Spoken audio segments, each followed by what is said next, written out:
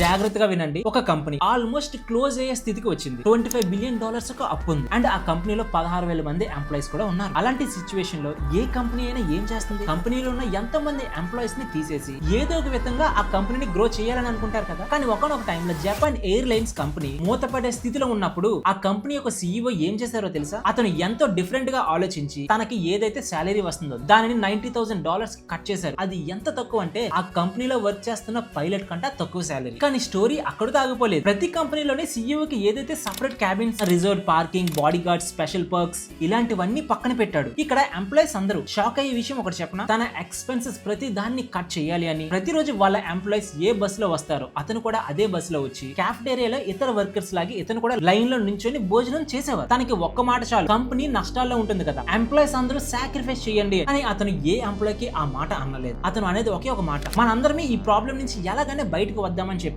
అలా అన్న 3 సంవత్సరాల్లోనే జపాన్ ఎయిర్లైన్స్ మన వరల్డ్ లోనే one of the top airline గా నిలిచింది. కానీ ఈ స్టోరీలో నాకు నచ్చిన పాయింట్, ఈ జపాన్ ఎయిర్లైన్స్ ప్రాఫిటబుల్ గా రావడం కాదు, ఒక లీడర్ కష్టంలో ఉన్నప్పుడు ఆ కంపెనీని నడిపే విధానం. ఏ కంపెనీ అయినా మంచిగా నడుస్తున్నప్పుడు ప్రతి CEO ఏసీ రూమ్ లో కూర్చొని ఎటువంటి డెసిషన్ అయినా తీసుకోవచ్చు. కానీ కంపెనీ కష్టాల్లో ఉన్నప్పుడు ఎంప్లాయీస్ ముందు అతను నిలబడి నేను కూడా మీతో పాటే ఉన్నాను అని చెప్పగలడం ఒక నిజమైన లీడర్షిప్. ఓవరాల్ గా ఇతనిపై మీ ఒపీనియన్ ఏంటి? కామెంట్ సెక్షన్ లో కామెంట్ చేయండి. ఈ వీడియో నచ్చితే లైక్ చేసి మన ఛానల్ ని సబ్స్క్రైబ్ చేయడం మర్చిపోకండి.